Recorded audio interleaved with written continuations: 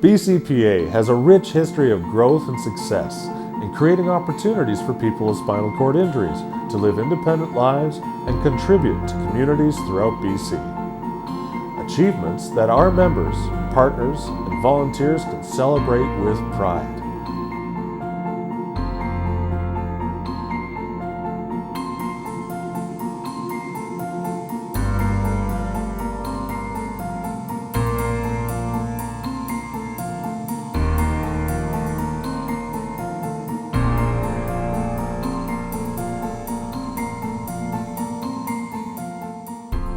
It just seemed like an unreal kind of happening. It was seemed so unreal. There was just, busy ski racing and being my teenager. It was unreal. I just couldn't understand. I just fell. Why am I paralyzed? And I thought I could fix it. So when I woke up, I'd be okay. And I think my idea at first was that I'd had a bad injury, but that I was young and strong, and I would get better from it. That I would do all the right things, and I'd recover. When I first came home after leaving GF Strong, is when I think that it really hit me that I was different. My life was going to be different now, and.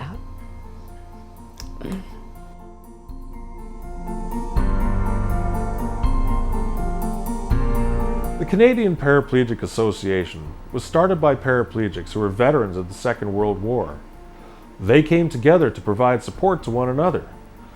The BC division of the Paraplegic Association was formed in 1957 and flourished under the leadership of Executive Director and MLA Doug Mowat. Stan Strong was hired in 1959 as BCPA's first employee and rehabilitation consultant.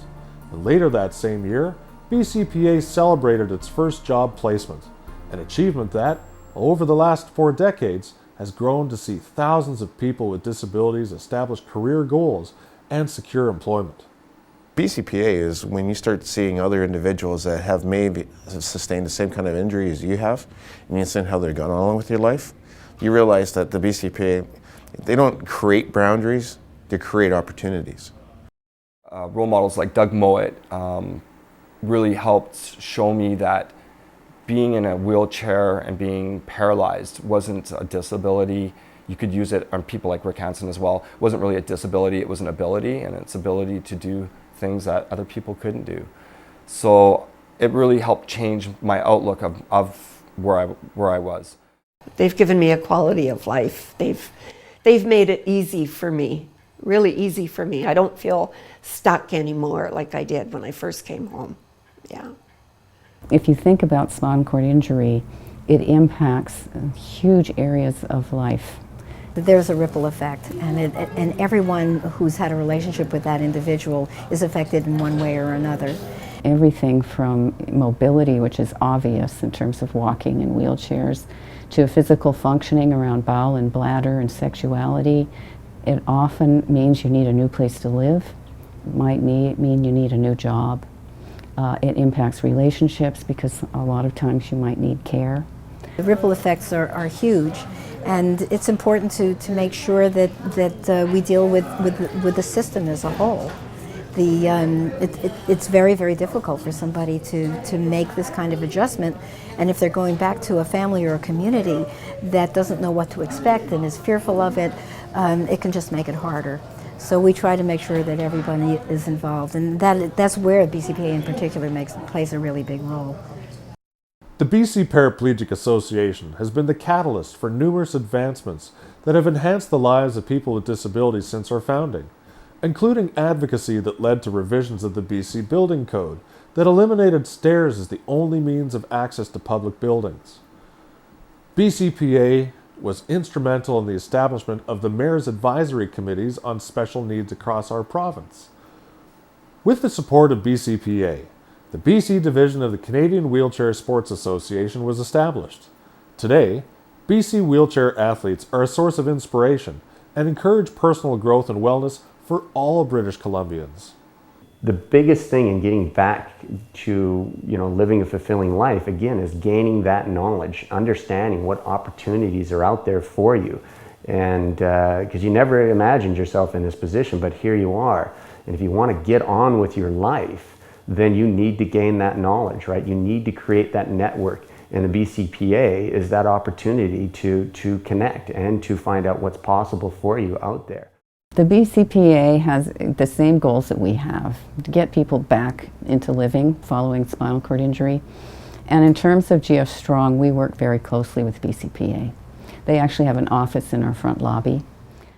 A pioneering partnership between BCPA and the Vancouver South Lions Club created transitional housing for people with spinal cord injuries as a stepping stone between the rehabilitation center and the community.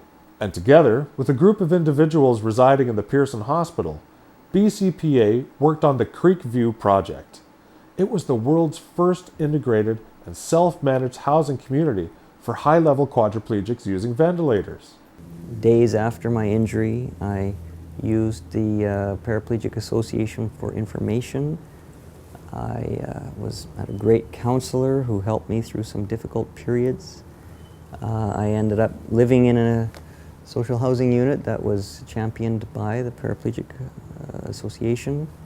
And so it just all through my life, and one of my first jobs, my first job as a disabled person was with the Paraplegic Association, and my first volunteer job was writing in the newsletter as well. So Paraplegic Association has been very, very important for me in my rehabilitation and getting back to life. Many of our staff are people with disabilities themselves and have been since the beginning of BCPA. And that does provide an opportunity for our clients and members to see the possibilities for employment, for career in various different fields. I got hired by the Paraplegic Association to be a counselor, so that was at the end of my first stint of university. And that was a great experience. I enjoyed that a lot. I learned a lot. Peer support encompasses different facets. It's one-on-one support, but it's also about the opportunities for social networking, the opportunities to sort of get that support on a more casual interaction. It's where people can come in, are gaining a skill, but they're also receiving peer support at the same time. The cool thing about the bus stop hop is that the teams aren't just people with physical disabilities. We actually match up two people with limited mobility and physical disabilities with two able-bodied people. So what happens there then is that the two able-bodied people, not only do they get to see some of the challenges and some of the inaccessibility, but they also get to see the accessibility of what it's like to get around the city for someone who's sitting in a chair. This spattering of examples of BC Paraplegic Association leadership and passion provide a brief history of the organization and have provided the foundation for BCPA today. What we're talking about here is a 50-year-old story that is a true success story, a true British Columbia success story. This was all an inspiration which started with Doug Mowat, was to get people into a productive work situation, and their record in doing that is probably the best of any organization of its kind, including the government. You know, the government tries to get people back to work, but their percentage of success has been so good, it's quite remarkable. They help them realize their potential and their dream. That is their strength. And that goes all the way back to Doug Mowat. There's a group of people that are watching out for me, who understand from the point of view of disability what I'm going through. The BCPA is made up of people that have gone through this themselves, so they do understand. Thank you very much, BCPA. You're great. You've incorporated my life into yours, and I've incorporated yours into mine. It was awesome. I'm doing well. I couldn't do it by myself, and I realized that.